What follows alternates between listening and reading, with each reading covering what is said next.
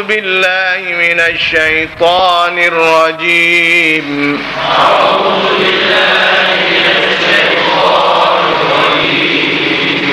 ما لهم به من علم ولا لآبائهم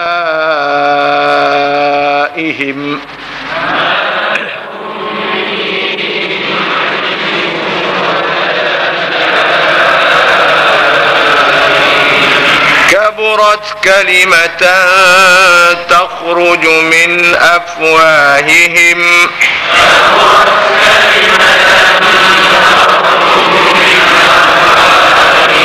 إن يقولون إلا كذبا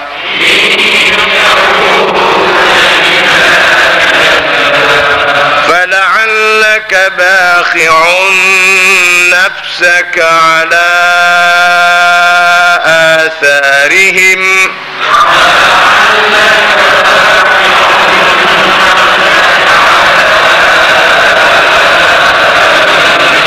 إن لم يؤمنوا بهذا الحديث أسفا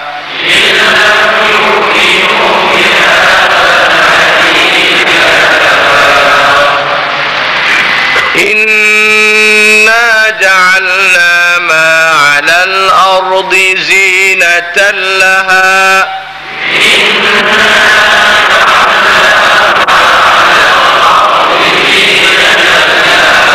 لنبلوهم أيهم أحسن عملا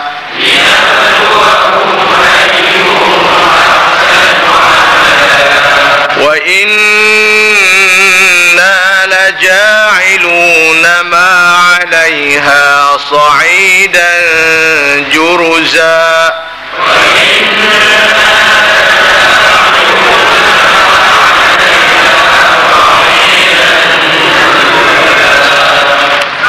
أم حسبت أن أصحاب الكهف والرقيم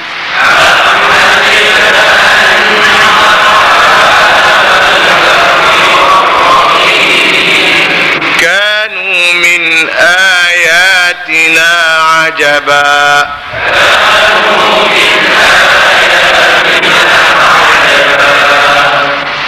إذ أوى الفتية إلى الكهف فقالوا ربنا آتنا من لدنك رحمة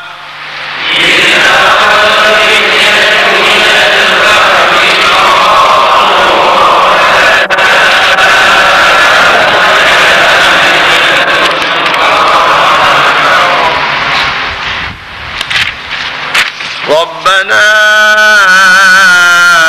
آتنا من لدنك رحمة وهيئ لنا من أمرنا رشدا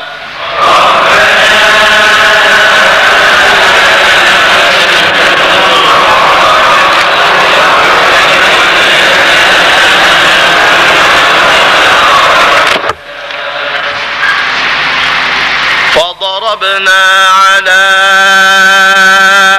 آذانهم في الكهف سنين عددا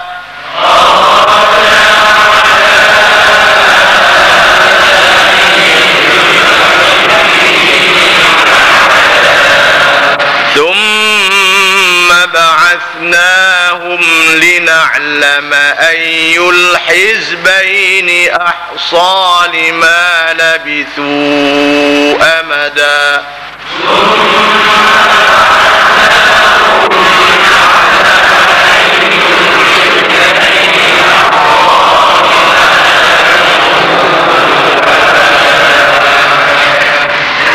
نحن نقص عليك نبأهم بالحق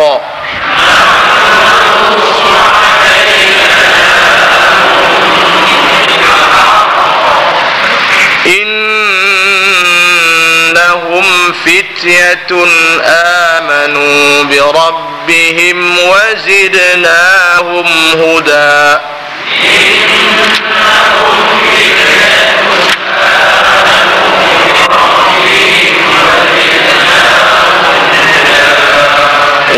وربطنا على قلوبهم إذ قاموا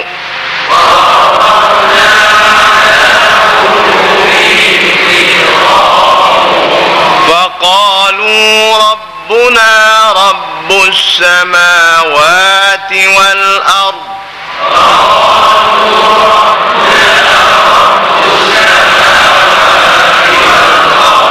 لن ندعو من دونه إلها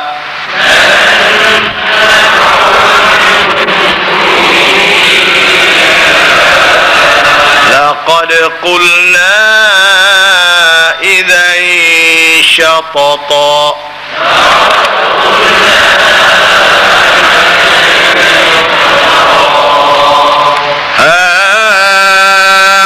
هؤلاء قومنا اتخذوا من دونه آلهة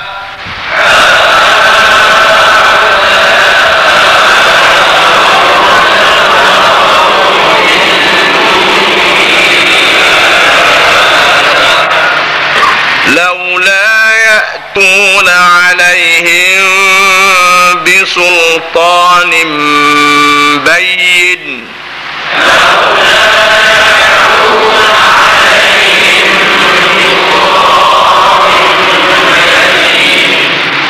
فمن أظلم ممن افترى على الله كذبا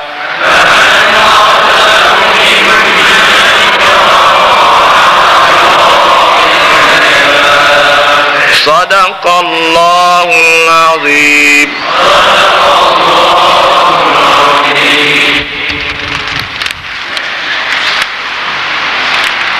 Alhamdulillah, tuan-tuan puan-puan yang dirahmati Allah sekalian. Malam ni kita akan masuk dalam cerita Ashabul Kahfi. Surah ini dituntut kita baca pada hari-hari Jumaat. Kita baca itu fadilatnya macam-macam. Kalau kita baca di awal surah ataupun di tengah surah, di akhir surah, kita akan selamat daripada gangguan Dajjal. Sama ada Dajjal yang akan datang di akhir zaman maupun Dajjal-Dajjal yang datang sepanjang zaman. Jadi tuan-tuan kena bacalah.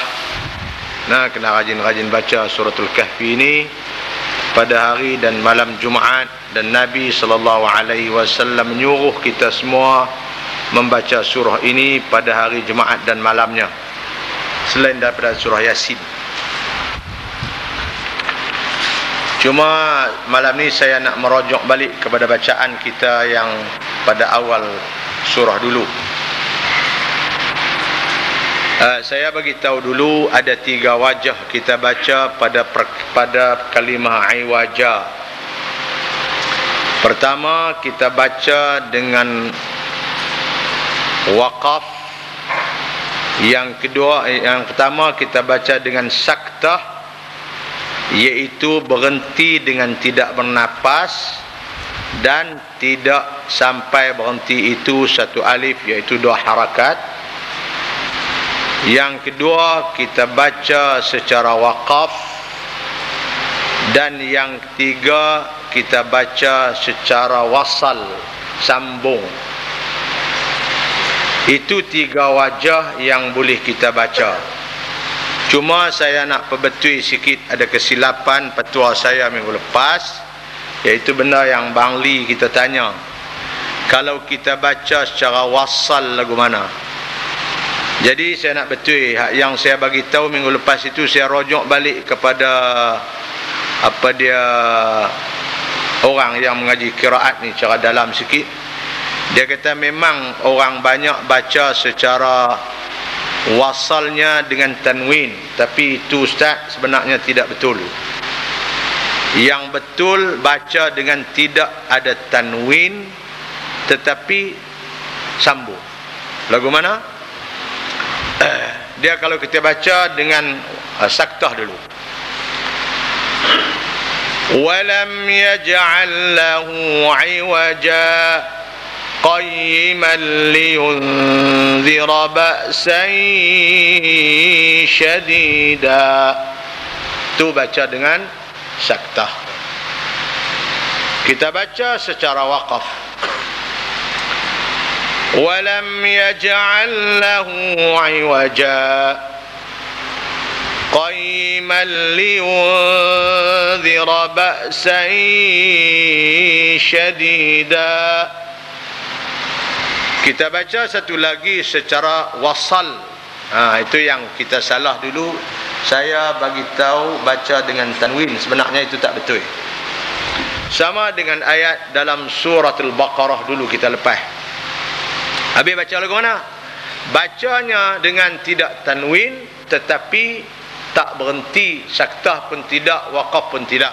Bacanya walam yaj'al lahu 'iwaja qayyiman walam yaj'al lahu 'iwaja qayyiman iwaja qayyiman terus. Jangan iwajang qayyiman, itu salah. Iwaja qayyiman liyunzira ba'san syadida. Kalau lambat sikit kita berhenti jadi saktah. Iwaja qayyiman liyunzira ba'san syadida. Iwaja qayyiman itu jadi wasal. Sama dengan ayat dalam surah Al-Baqarah, لا تقولوا راعنا وقولوا انظرنا واسمعوا. Sana.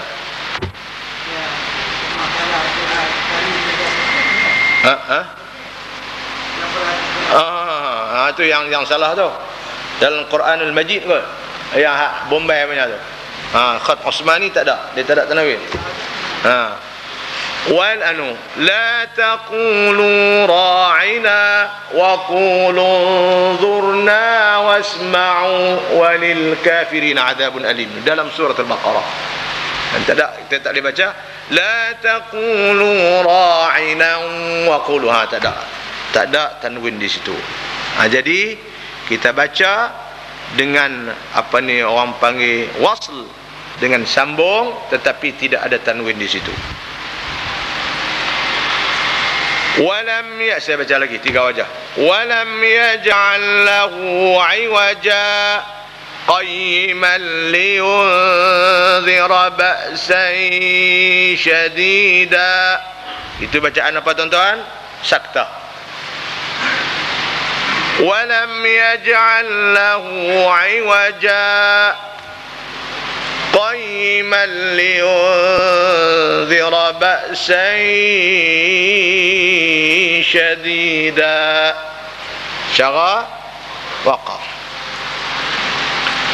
Walam yaj'al lahu 'iwaja qayyiman itu jadi wasl. Jadi apa cara tuan-tuan nak baca boleh, tapi pilihan kita punya tariq kita ataupun cara qiraat al-hafz kita, qiraat hafaz, dia lebih mengutamakan saktah. Sebab itu dalam khat al-Usmani dia tulis sin kecil, tiap-tiap sin kecil, artinya di afdal kita saktah di situ. Baik, kita balik kepada ayat kita malam ni.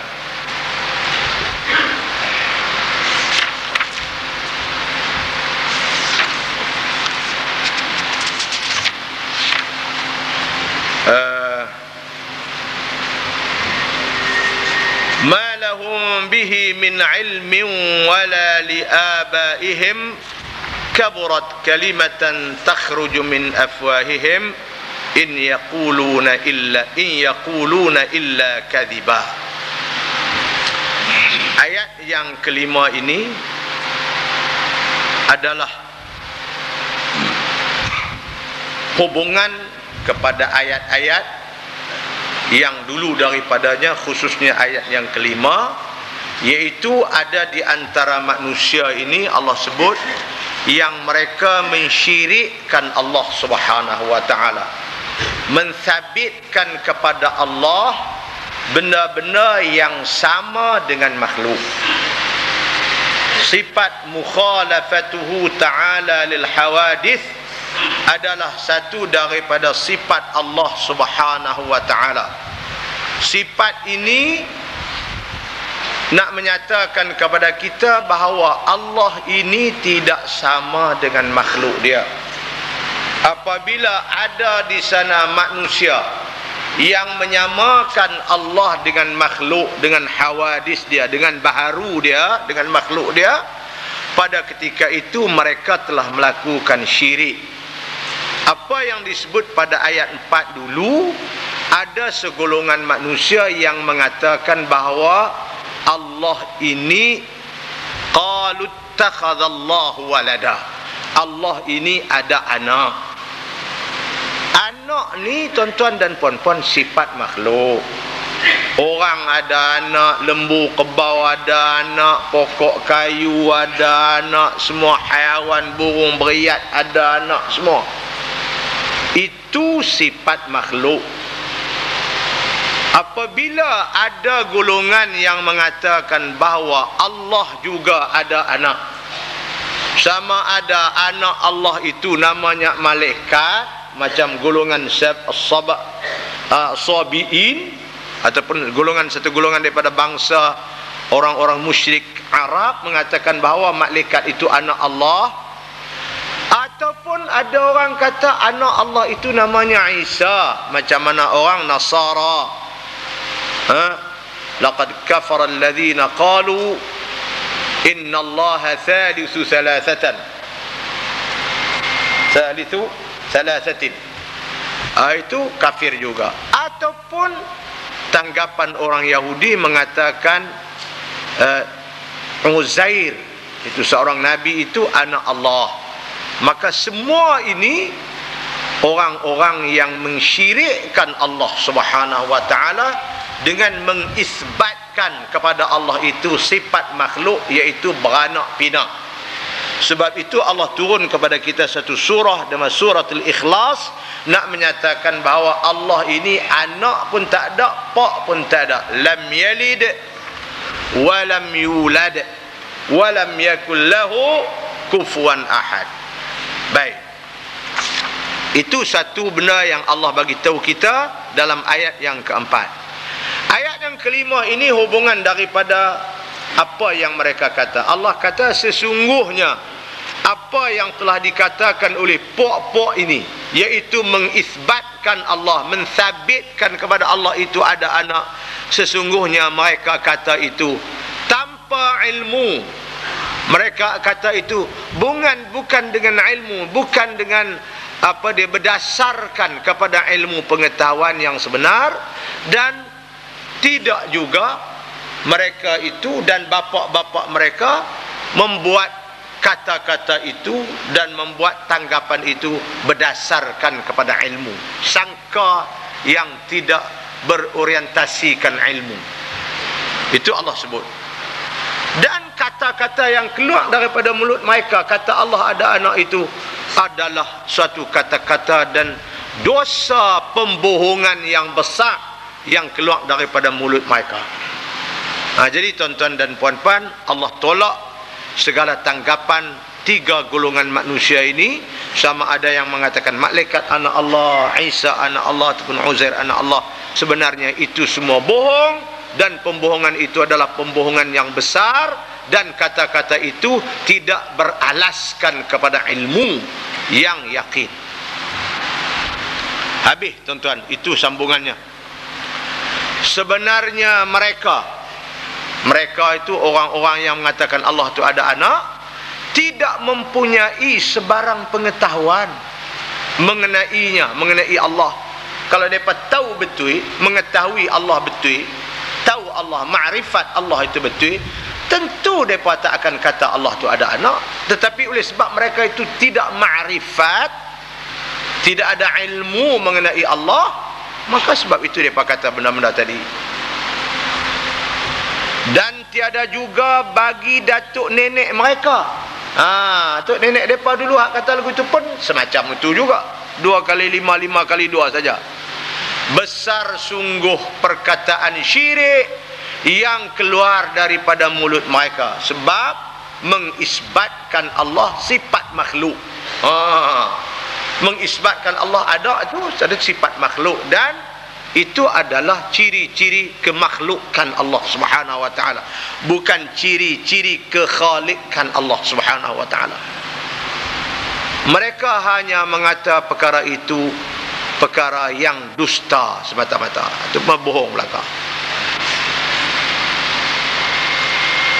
707, dakwaan kaum kafir yang mempersekutukan Allah dengan anak pinak itu sebenarnya tidak berdasarkan sebarang pengetahuan, hanyalah rekaan yang dusta. Reka yang berlanjutan dalam kalangan mereka turun temurun. Tok nenek dia pun kata lagu tu juga. Jadi tuan-tuan dan puan-puan, Allah nafikan bahawa semua tanggapan itu palsu dan tidak benar, sama ada yang mereka kata ataupun tok nenek mereka kata. Ayat 6 pula tuan-tuan. Ayat 6 pula Allah nak cerita Nabi kita Muhammad sallallahu alaihi wasallam. Allah kata sungguh berduka cita. Sungguh berduka cita kerana orang-orang yang dia ajak beriman ni tak mau beriman. Nabi berasa cukup susah hati, duka cita. Kerana apa tuan-tuan? Kerana orang yang disampaikan dakwah kepada mereka untuk beriman tak mau beriman. 13 tahun Nabi berdakwah, mengajak manusia kepada iman, tauhidkan Allah dan percaya kepada al-ba'thi wal hisab, bangkit hari kiamat dan ada kira bicara amalan. Manusia tak percaya. Yang beriman pun segelintir daripada orang-orang pada zaman itu dari kalangan orang-orang mustad'afin, hamba sahaya, orang susah, orang miskin. Jadi orang kaya-kaya, orang hebat-hebat, memang mereka tak mau beriman, tak boleh beriman. Itu memang lumrah lah tuan-tuan. Jak daripada Nabi Allah Nuh alaihi salam, yang beriman kepada Nabi Nuh itu araziluna badiyar ra'i, orang kafir kan. Orang yang beriman ke hang tu semua orang yang lekeh-lekeh aja Nuh. Orang-orang yang tak educated punya orang, yang tidak ada knowledge tak mana pun. Orang putih sikit, 2003 orang putih sekan kata. Tak banyak sangat ilmu pengetahuan tuan-tuan. Dia berkata araziluna, orang lekeh-lekeh, badiyar ra'yi, yang tak ada pandangan pun tak ada vision, tak ada pandangan jauh. Orang yang beriman dengan hang. Nah ini apa Nabi Allah Nuh dulu pun lagu tu, Nabi Muhammad pun lagu tu. Allah cerita dalam surah An-Nisa, wa ma lakum la tuqatiluna fi sabilillah wal mustad'afina minar rijali wan nisa'i wal wildan yaquluna rabbana akhrijna min hadhihi al-qaryati adh-dhalimi ahliha waj'al lana min ladunka waliyan waj'al lana min ladunka nasira. Mustad'afin juga. Ammar bin Yasir beriman, orang sepak, orang tampak berdarah mulut. Mak dia bunuh, tikam dengan besi ke perut. Mak dia, ayahnya Yasir mati. Pasal orang ni orang yang Abu Dzarril Ghifari ke siapa yang dicerita, tampak dia juga beriman. Ini orang lelaki-lelaki. Setelah Nabi dah berkembang besar, hebat, duduk di Madinah, balik mai ke Mekah, baru pakat hebat-hebat tu mula beriman. Mana-mana tu orang lelaki-lelaki. Ini memang lumrah lagu tu. Bada'al Islamu ghariban wa sayaudu ghariban kama bada. Nabi kata sesungguhnya Islam itu mula dengan keadaan lekeh. Gharib ni kalau orang pun orang yang datang berdagang. Orang dagang ni orang lekeh lah. Tak ada siapa lekeh.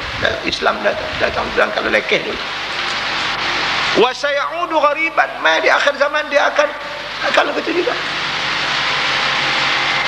Kalau awal dulu orang lekeh-lekeh aja mau ke Islam maka akhir zaman pun akan kembali hak lekeh-lekeh saja mau ke Islam, hak kemah-kemah tak apa mau, hak kaya-kaya dia tak apa mau, hebat-hebat tak apa mau, hak lekeh-lekeh mau.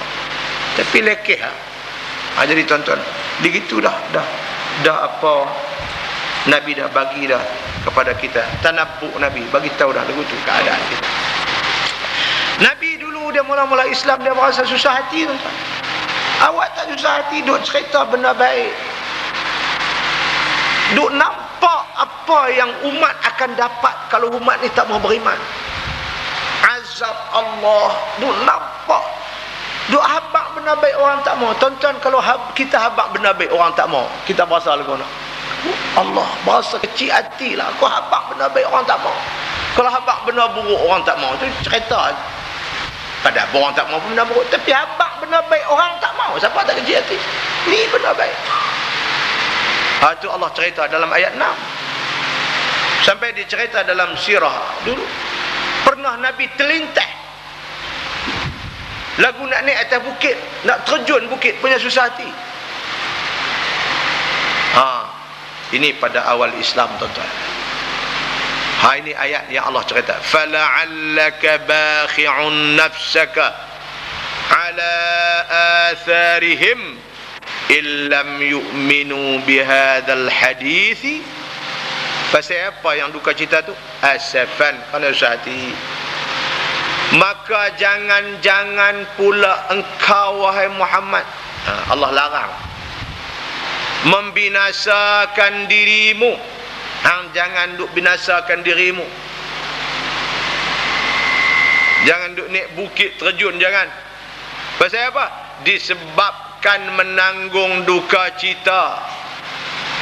Pasal apa duka cita itu? Terhadap kesan-kesan perbuatan buruk mereka. Kan tak beriman, tak mau beriman, tindakan buruk pula mereka buat kepada Nabi kita Muhammad sallallahu alaihi wasallam, macam-macam.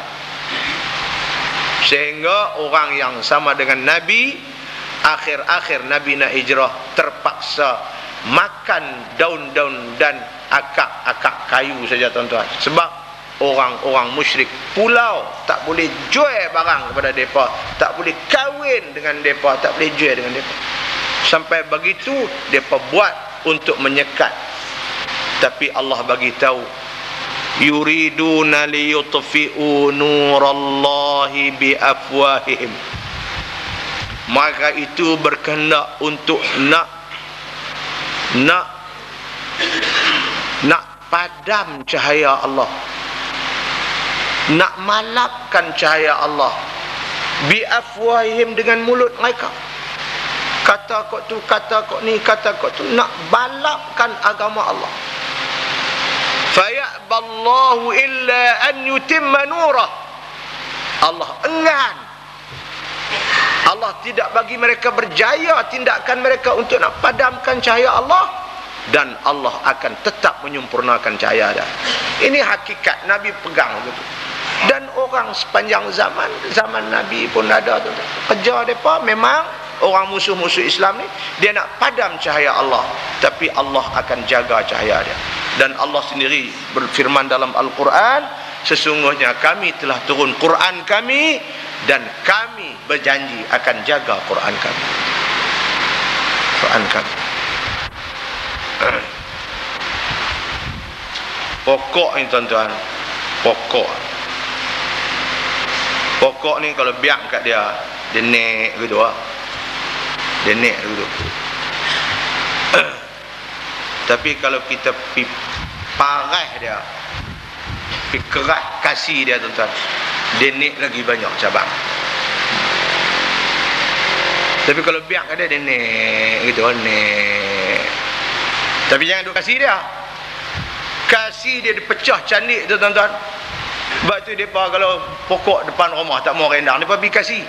Pasal apa pergi kasih? Pasal dia naik candik banyak. Jadi begitulah Islam dah begitu. Kalau hidup parah dia kasih dia, tu dia naik candik lagi banyak. Itu pokok.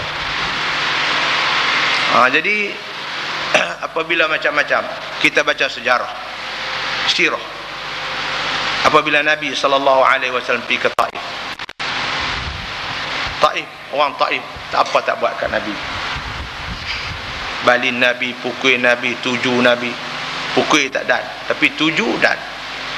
Aghraw, mereka ini suruh. Ghilmanahum, budak-budak mereka. Sibyanahum, budak-budak mereka hamba. Suruh sorak Nabi, baling Nabi. Waramauhu bil hijarati hatta udmiyat qadamah. Dalam sirah Ibn Hisham, mereka tuju Nabi dengan batu sampai tumit Nabi berluka. Waramauhu bil hijarah, baling dengan batu sampai luka. Tentang kalau kita duduk tentu merasa duka cita dah. Aku main ni nak abang benda baik, tapi hampa balin aku dengan batu. Tuan, kalau saya menyebai orang, kita pergi nak abang benda baik, nak abang beriman pada Allah, kamu selamat, akhirat kamu selamat, di sana dan neraka. Bukan nak suruh apa, bukan nak minta apa, nak minta beriman saja pada Allah. Tinggal syirik hampa duk sembah sekutu Allah, bahala hampa tinggal. Tinggal. Jangan, benda ni tak boleh. Dia perlawan balik dengan baling Nabi, tuan-tuan. Lagu mana Nabi? Sebab itu Allah Subhanahu wa taala cerita, tapi Nabi ini manusia yang sabar, manusia yang ulul azmi, yang sabar. Dia masuk dalam taman, dalam kebun, kalau tak salah Rabi'ah ke Al-Utbah. Dia masuk dalam kebun, dia duduk, dia langit ke langit, dia baca doa yang saya baca kepada tuan-tuan selalu. Allahumma inni ashku ilaika dha'fa quwwati wa qillata hilati wa hawani 'ala an-nas. Anta rabbi wa anta rabbul mustad'afin, ila man takiluni ya rabbi, ila aduwin yatajahamuni am ila ba'idin mallaktahu amri.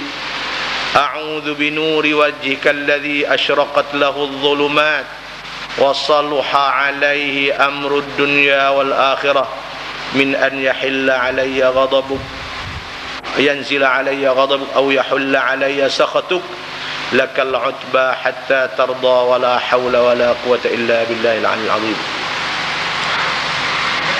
Doa Nabi baca, Nabi ulang, Nabi baca. Doa ni Nabi ajak kita, kalau kita pun duduk dalam keadaan lagu tu, kena rajin baca doa ni. Doa ni masyhur dibaca. Kata Imam Al-Asmu'i, dia kata sudah dicuba doa ini bagi orang yang susah-susah hati, insya-Allah bacanya lega, tuan-tuan. Kita tak apa, tak pernah susah hati, tapi kalau kita susah hati, buat baca doa ni. Allahumma inni ashku, Nabi susah hati, bakhi'un nafsaka, susah hati, sampai orang tak mau beriman pada dia susah hati, tapi Nabi baca doa ni. Ya Allah, aku mengadu padamu ya Allah. Aku nak mengadu kat siapa? Mengadu kat orang ni tak peduli, mengadu kat orang ni tak peduli. Tak ada tempat lain Allah, aku mengadu kepadamu. Engkaulah Tuhan manusia yang ditindas macam aku ini. Kalau itu semua engkau buat kerana nak menguji kesabaran aku tak kira, biar pergi aku terima. Yang penting hang jangan marah kat aku je. Orang nak marah pergi Allah. Tapi yang penting kamu saja jangan marah kat aku. Tentang tindakan mereka nak buat, aku tak peduli selagi aku berada di dalam keredaanmu dan kesukaanmu. Itulah lebih kurang apa makna, apa dia rumusan daripada makna doa ini. Fala'allaka bakhi'un nafsaka ala atharihim illam yu'minu bihadzal hadisi asafa. Maka jangan pula engkau wahai Muhammad membinasakan dirimu disebabkan menanggung duka cita terhadap kesan-kesan perbuatan buruk mereka. Jika mereka enggan beriman kepada keterangan Al-Quran ini, jangan sampai nak binasa diri, jangan nak terjun-terjun bukit apa, janganlah. Buat takat aku suruh, sudah, relax, jangan bahasa duka cita. Tuan-tuan, 708. Yakni kalau engkau wahai Muhammad enggan juga beriman kepada Quran dan enggan memeluk Islam sebagaimana yang engkau harapkan, janganlah engkau membinasakan dirimu dengan menanggung duka cita terhadap mereka. Tugasmu hanya menyampaikan. Itu tugas dia. Tugasmu hanya menyampaikan perintah Allah Subhanahu wa ta'ala, dan Allah jualah yang memberi hidayat petunjuk kepada siapa yang dikehendakinya. Tugas hang tu saja. Baik.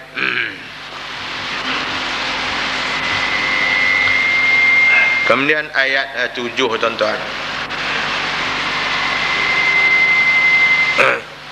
Ayat 7 Allah cerita antara benda yang menyebabkan manusia tak boleh beriman kepada Allah, tak boleh ikut perintah Allah, pasal Allah beri kepada manusia di dunia ini perhiasan hidup dunia ini. Sebab itu apabila disebut akhirat, dia tak berapa nak. Pasal apa dia tak nak akhirat? Beriman pada Allah akhirat, buat kebajikan banyak, buat akhirat, kebahagiaan. Dia tak nampak akhirat pasal dia duduk dalam perhiasan dunia. Hias ni benda cantik, tuan-tuan. Dunia semua cantik. Apa tak cantik? Duit banyak siapa tak mau? Angkat tangan siapa tak mau duit banyak. Kalau orang pangkat, siapa tak mau pangkat besar? Siapa tak mau kereta besar? Tak mau telur besar. Semua mau. Ini perhiasan dunia. Ini perhiasan dunia. Sebab itu, tuan-tuan, sebab manusia Allah bagi hidup dalam perhiasan dunia inilah, mematikan dan memalapkan serta memejamkan mata hatinya dari melihat perhiasan dan keindahan akhirat. Dia tak nampak akhirat. Pasal apa? Pasal dia duduk dalam dunia yang terhias, megah, cantik, mewah dan sebagainya. Ini Allah akan sebut dalam ayat 7. Inna ja'alna ma'alal ardi zinatan laha linabluwahum ayyuhum ahsanu amala. Allah kata, aku buat dunia ni cantik, berhias, bukan untuk kamu terpesona dengan kecantikan dia, tapi aku buat dunia terhias cantik, tujuannya aku nak menguji kamu. Mana di antara kamu orang yang boleh melakukan amal soleh dengan keindahan dunia yang dia hidup? Allah uji kita, tuan-tuan.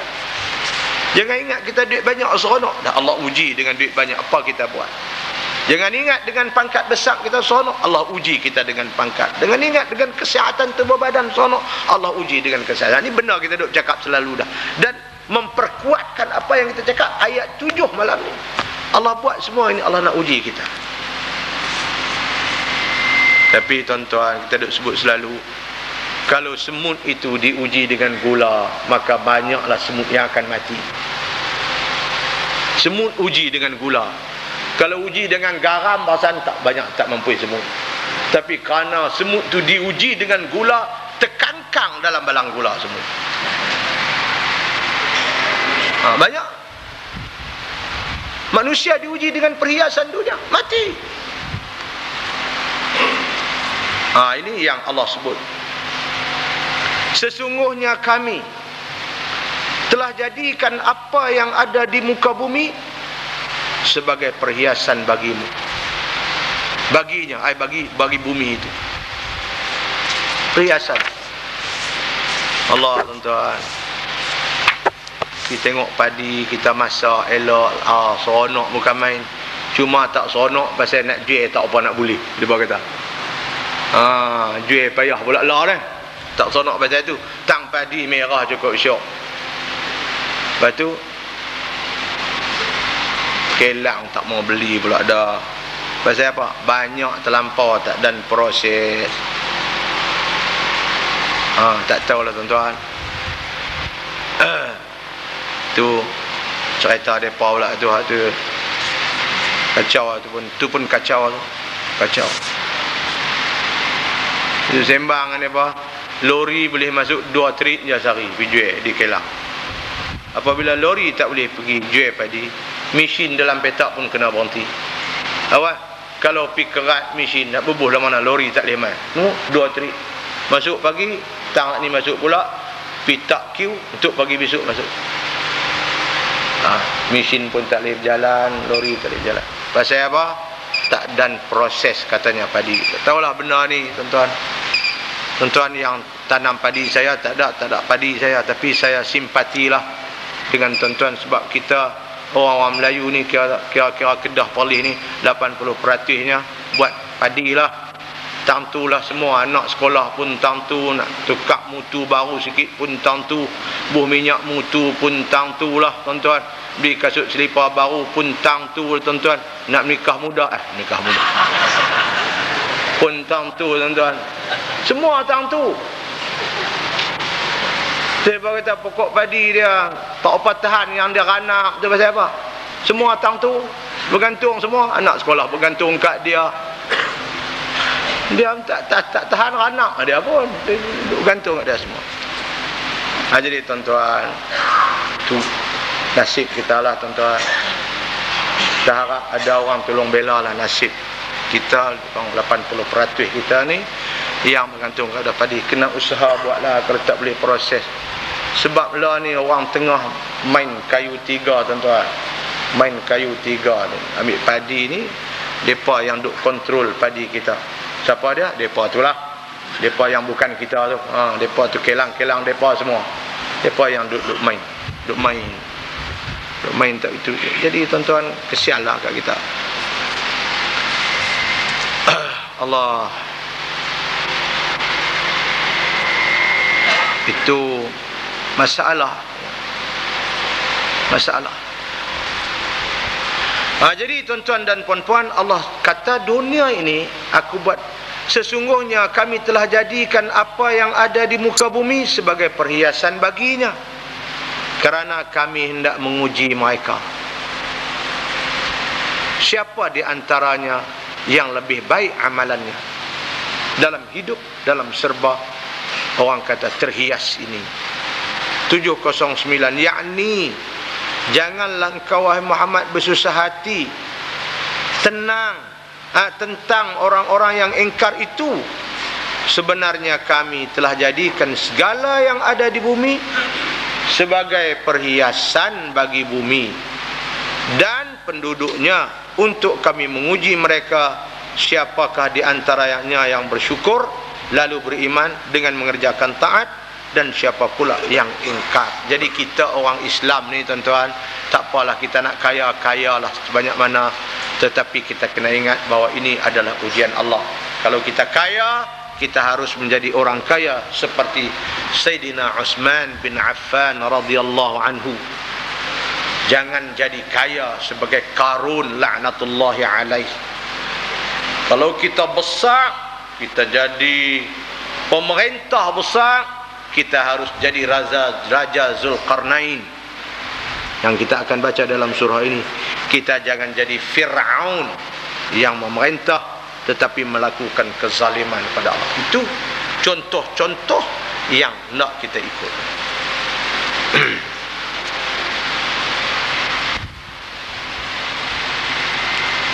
Kemudian ayat 8 tuan-tuan, walaupun dunia ni indah, tapi keindahan itu dia tidak akan terus indah. Bunga yang kembang mekar segar, dia tidak akan terus mekar segar. Akhirnya dia akan layu dan dia akan luruh. Itu lumrah dunia. Matahari yang naik di waktu pagi terang menderang, tapi dia tidak akan terang menderang terus. Akhirnya ada masa dia akan sampai waktu petang dan matahari itu akan jatuh dan kita berada dalam gelap. Muda yang Allah beri tidak akan terus menerus kita muda, akhirnya kita akan bersua dengan zaman tua. Sehat yang kita miliki tidak akan terus kita berada dalam sehat, akhirnya kita berdepan dengan sakit. Dunia yang terhias ini, kata Allah dalam ayat 98, tidak akan terus menjadi perhiasan cantik, subur, enak, segak dan sebagainya. Akhirnya dia akan sampai masa dia akan punah rana habis apabila sampai masa Allah kiamatkan. Yang indah jadi punah rana habis. Ini ayat yang 8. Dunia lagu itulah tuan-tuan. Kita kena ingat, dia akan bertukar. Dunia ni dia lagu tu. Dia main kat kita. Duit sudah tuan-tuan, dia main kat kita. Duit ni kita buat kerja, majikan kita bagi gaji. Kita ambil duit gaji tu, majikan bagi masuk dalam poket kita. Sehari dia keluar pula dalam poket kita, masuk dalam poket orang lain pula. Itu dunia, dia berpindah. Orang kata, orang bagi kat kita, kawan yang dapat duit nak bagi kat kita tu pun dia bukan duit dia juga. Dia berpindah. Cuma ambil duit tanda sikit. Mungkin puluh tahun lagi duit tu main kat kita balik. Mungkinlah, mungkin. Tidak pun dia tak terus dia tak main. Dia berpindah. Sebab itu apabila dia masuk poket kita, jangan ingat kata dia duduk sini ni. Dia pergi kat orang lain pula. Hak kawan tu pula. Tu dunia dia berpindah. Dia tak akan tetap. Wa inna laja'iluna ma 'alaiha sa'idan juruza. Ini Allah cerita. Dan sesungguhnya kami akan jadikan apa yang ada di bumi itu dengan terhias, dengan perhiasan apa tadi ini, jadi apa? Punah ranah habis. Sebagai tanah yang tandus kering kuntang. Ini apabila ditiup sangkakala, satu kali ditiup sangkakala akan punah ranah habis. Lepas itu 40 tahun akan ditiup sekali lagi untuk membangkitkan manusia yang mati. Wa nufikha fis suri fasa'iqa man fil ard. Summa nufikha fihi ukhra fa idahum qiyamun yanzurun. Allah cerita.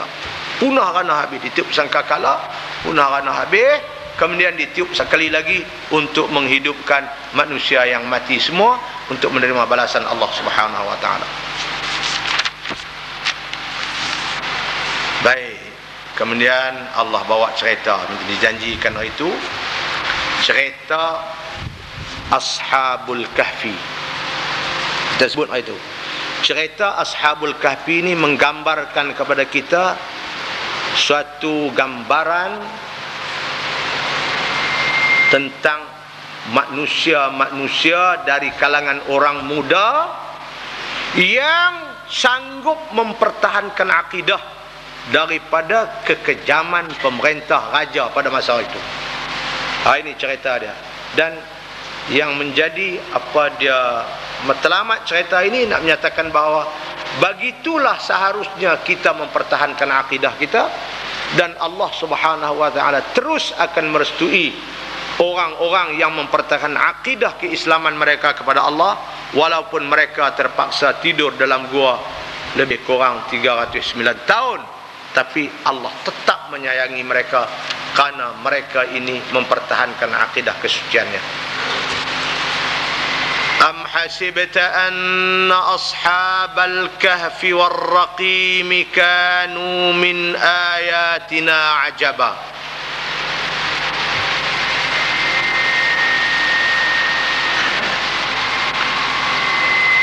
Allah cerita Ashabul Kahfi, orang-orang yang hidupnya di dalam gua. Kahfi itu mana gua. Kahfi ini gua. Yang satu lagi Ar-Raqim. Ar-Raqim ini ikhtilaf ulama fi tafsir hadhihi ma'na Ar-Raqim. Ada kata Ar-Raqim itu batu yang ditulis nama-nama mereka yang duduk dalam gua tadi, Ashabul Kahfi, ditulis nama. Dan nama ini pun dia panggil wali apa ni? Wali 7 ke wali apa? Tamlikha Bartunus. Tu dia dulu dia buat pelari buh di kedai apa semua. Batri. Saya pun tak ingat tulis nama Ashabul Kahfi. Tamlikha Bartunus, apa nama 7 orang ke orang bubuh. Sekali dengan nama-nama anjing sekok yang duduk dengan depa 309 tahun. Anjing tu duduk dalam gua sama depa, jaga depa. Orang tua-tua dulu dia buat tulis bubuh kedai. Dia kata kedai ni pelarih dia. Lah orang tak buh dah, cari anak dara segak main belah tani apa, pelarih lah tu. Pelarih. Wali 7 tak ada. Pelarih. Kedai buh orang segak-segak, tu pelari. Hat tua pun pi, bukan dekat muda. Dannya pi buat apa? Cah bateri. Pelakui semua. Tak buh wali 7.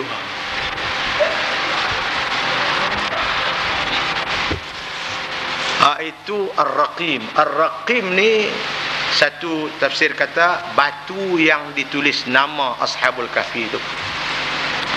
Yang satu lagi kata Ar-Raqim ini nama kepada anjing yang jaga mereka. Ala kulli hal, sama ada Raqim itu batu bersurat yang tulis nama mereka ataupun nama anjing mereka, kesimpulannya Ar-Raqim ini adalah juga ada kaitan dengan Ashabul Kahfi. Kalau nama batu yang tulis di batu itu pun nama Ar-Raqim pun ada nama depa. Kalau anjing pun anjing depa. Pendek kata, Ashabul Kahfi war Raqim ini adalah dua benda dalam suatu cerita, bukan cerita lain. Am hasibta anna ashabal kahfi war raqim kanu min ayatina ajaba. Adakah engkau menyangka wahai Muhammad bahawa kisah ashabul kahfi dan ar-raqim itu sahaja yang menakjubkan di antara tanda-tanda membuktikan kekuasaan kami?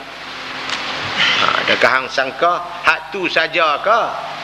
Cerita Ashabul Kahfi dan cerita Ar-Raqim sahajakah kisah-kisah yang menakjubkan? Memang takjub sungguh tu. 309 tahun, bukan hari, tidak. 309 tahun, tidak. Tapi sebenarnya banyak lagi cerita-cerita yang menakjubkan, yang menandakan kekuasaan Allah. Boleh bagi mereka lena 309 tahun, tuan-tuan, lena apa ni? Bukan itu saja, tetapi itu di antara cerita-cerita yang menakjubkan. Apa ceritanya? Cuma tuan-tuan tengok 7 satu-satu di bawah. Ashabul Kahfi artinya penduduk gua. Dan Ar-Raqim itu pula ialah nama anjing Ashabul Kahfi atau batu bertulis yang dicatat ataupun catat atau dirakamkan padanya nama mereka. Rakam mana tulis itu makna Ar-Raqim. Nama anjing kah ataupun nama batu itu. Kisah mereka sebagaimana yang diceritakan dalam ayat-ayat berikut sungguhnya menakjubkan sebagai salah satu dari tanda-tanda yang membuktikan kekuasaan Allah Azza wa Jalla. Tetapi janganlah disangka bahawa kisah mereka sahaja yang menakjubkan.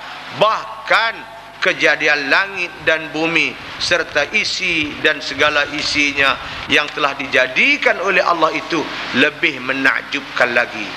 Kaum Yahudi dan Nasrani dengan perantaraan kaum musyrik Arab telah bertanya kepada Nabi Muhammad sallallahu alaihi wasallam tentang kisah Ashabul Kahfi ini kerana hendak menguji kebenaran baginda. Lalu turun firman Allah menerangkan mulai dari ayat ini dan ayat-ayat berikut.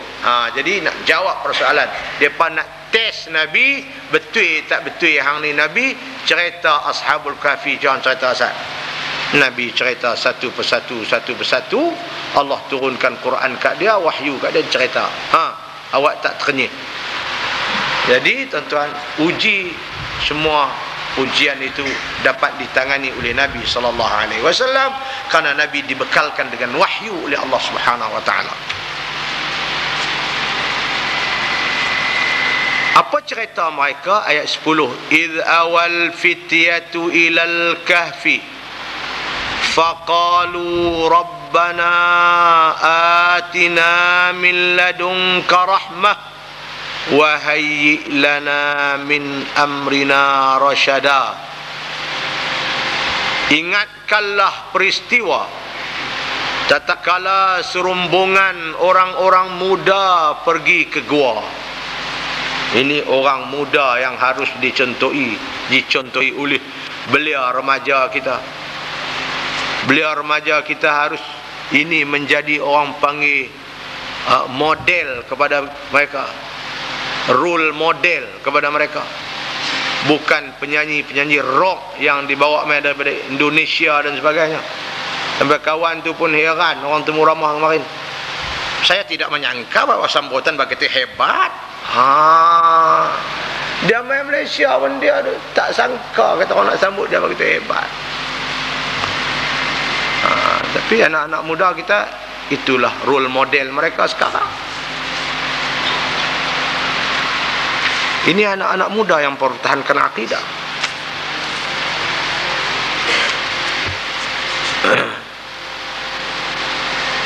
Idh awal fityatu ilal kahfi.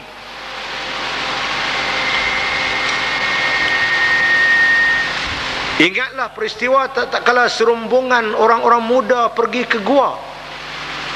Lalu mereka berdoa, Rabbana atina min ladunka rahmatan wa hayyi' lana min amrina rasyada.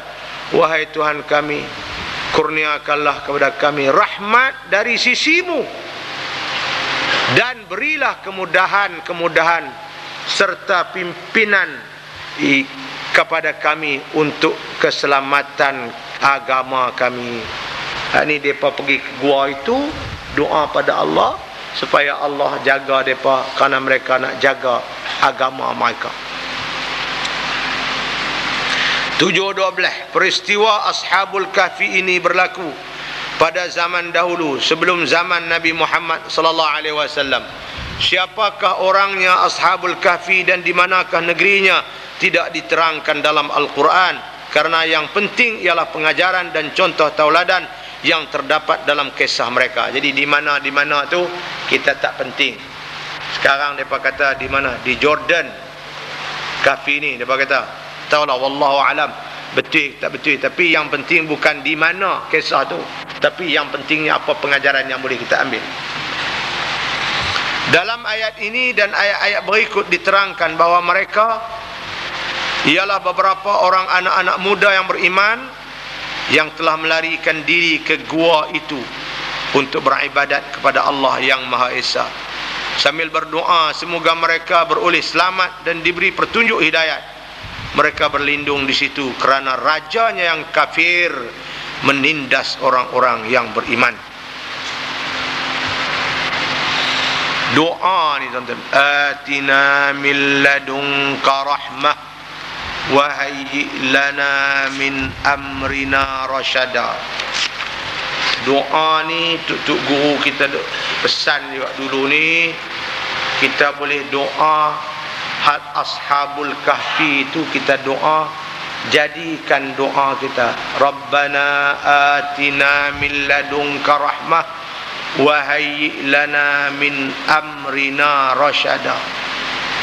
Tuk guru pesan dulu ni, apabila kita berdoa dalam suatu urusan kita, lah kita nak buka kedai kah, nak buka apa, kita nak buat apa, kita baca doa ni berapa kali, tapi sampai tang amrina tu kena ingat hak kerja kita nak buat. Tang amrina, wa hayyi' lana min amrina, kita kata amrina ni amrina ni urusan kami ini. Urusan kami ini tu mengikut masing-masing lah kita apa yang kita ajak Allah.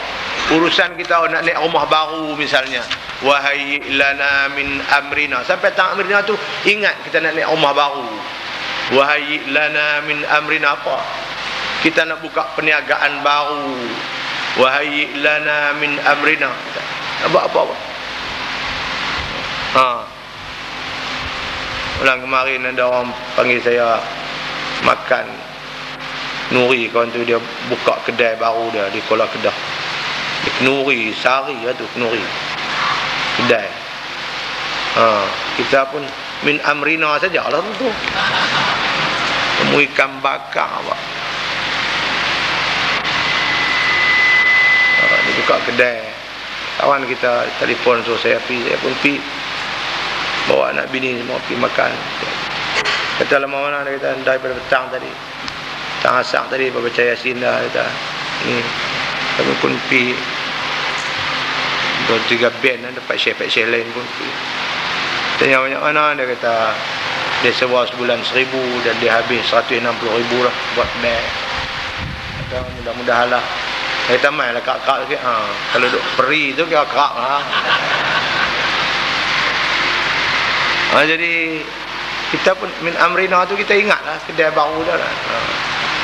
Jadi apa pun kita boleh tang amrina tu kita ingat apa yang kita nak.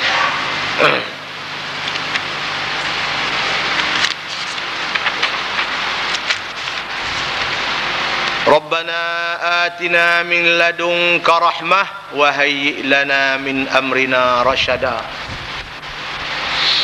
Wahai Tuhan kami, kurniakanlah kami rahmat dari sisimu dan berilah kemudahan-kemudahan serta pimpinan kepada kami untuk keselamatan agama kami. فضربنا على آذانهم في الكهف سنين عددا. Lalu kami tidurkan mereka dengan lenyaknya. Lenyaknya.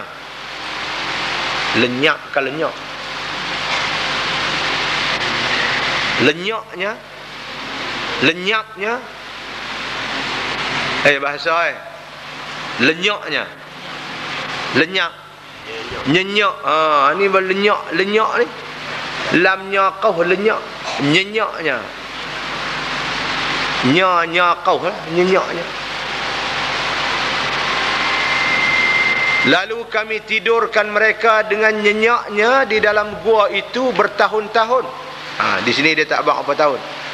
Yang banyak bilangannya 309 tahun. Tidur dengan nyenyaknya. Allahu Akbar. Thumma ba'asnahum. Kemudian kami bangkitkan mereka dari tidurnya. Lina'lama ayyul hizbaini ahsa lima labithu amada. Untuk kami menguji siapakah dari dua golongan antara mereka yang lebih tepat kiraannya tentang lamanya mereka tidur dalam gua itu. Lama mana tidur dalam gua itu? 7:13. Yakni dengan kiraan yang tepat itu akan mengetahuilah mereka kadar masa yang demikian lanjutnya beratus-ratus tahun yang dalamnya Allah Ta'ala peliharakan mereka dengan tidak makan dan minum dan diselamatkan dari angkara musuh supaya mereka makin bersyukur dan beribadat dengan ikhlas kepada Allah Subhanahu wa Ta'ala.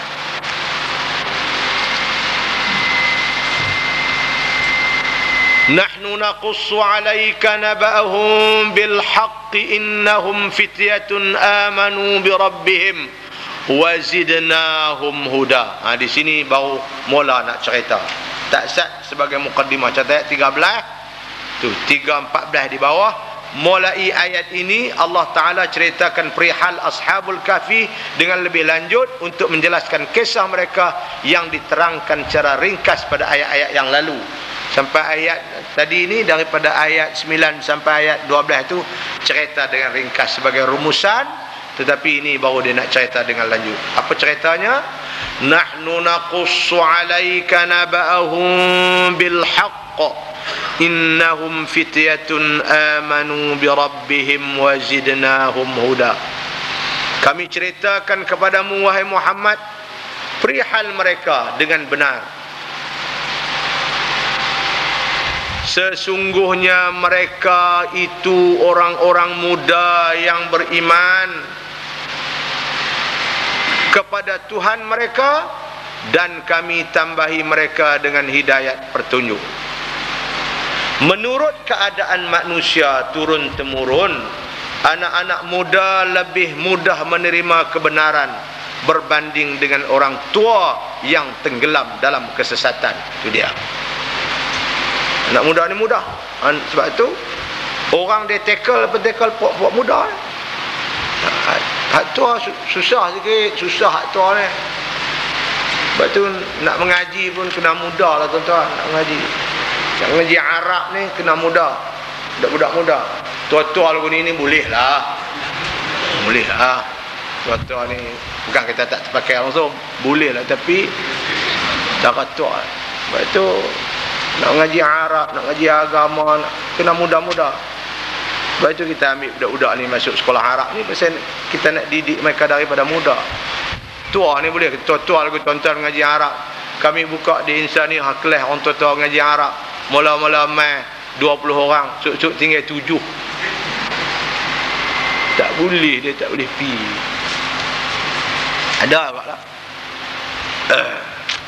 Apa pun kena mudah. Sebab itu orang muda ni mudah. Sebab itulah ni musuh Islam dia tackle orang muda. Tua-tua ni biar dia puak ni buat apa. Puak muda ni dia tackle. Nak rosak dia punya pemikiran dia, dia punya persepsi dia, pandangan dia, perasaan dia, persepsi dia. Rosak. Neraca pertimbangan dah rosak. Dan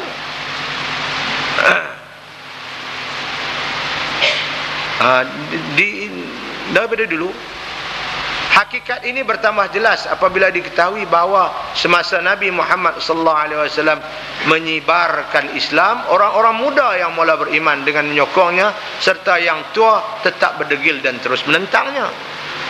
Mudahlah Sayyidina Ali, Sayyidina Abdullah bin Umar, Sayyidina Abbas, Abdullah bin Abbas, semua muda-muda ni yang beriman. Bara bin Azib, itu semua muda-muda.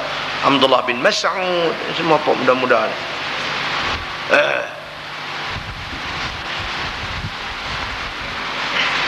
وَرَبَطْنَا عَلَى قُلُوبِهِمْ إِذْ قَامُوا فَقَالُوا رَبُّنَا رَبُّ السَّمَاوَاتِ وَالْأَرْضِ لَنْ نَدْعُوَ مِنْ دُونِهِ إِلَهًا لَقَدْ قُلْنَا إِذًا شَطَطًا. Dan kami kuatkan hati mereka. Ini puak muda ni, Allah berikan kekuatan dalaman mereka dengan kesabaran dan keberanian. Sabar dan berani. Tatkala mereka bangun menegaskan tauhid, lalu berkata, apa dia kata? Tuhan kami ialah Tuhan yang menciptakan, yang mencipta dan mentadbirkan langit dan bumi. Lawan raja yang musyrik, yang menindas dengan kekufuran, dengan menyatakan tauhid yang telus kepada raja ini. Isytihar tauhid mereka. Kami tidak sekali-kali akan menyembah Tuhan yang lain daripadanya.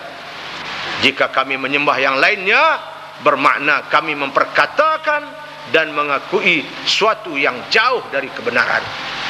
Sebab itu kami tidak akan tunduk kepada kesesatan yang kamu paksa dan menindas kami menerimanya.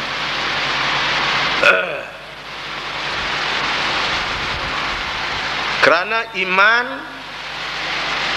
7:17, kerana iman mereka yang mendalam, Allah Ta'ala kuatkan hati mereka, mempertahankan tauhid dan berterus terang menolak penyembahan berhala yang dipaksakan oleh rajanya pada ketika itu.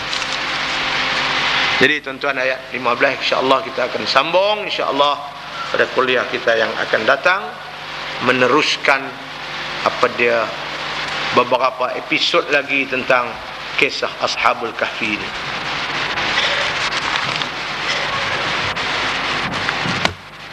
Allahu Akbar.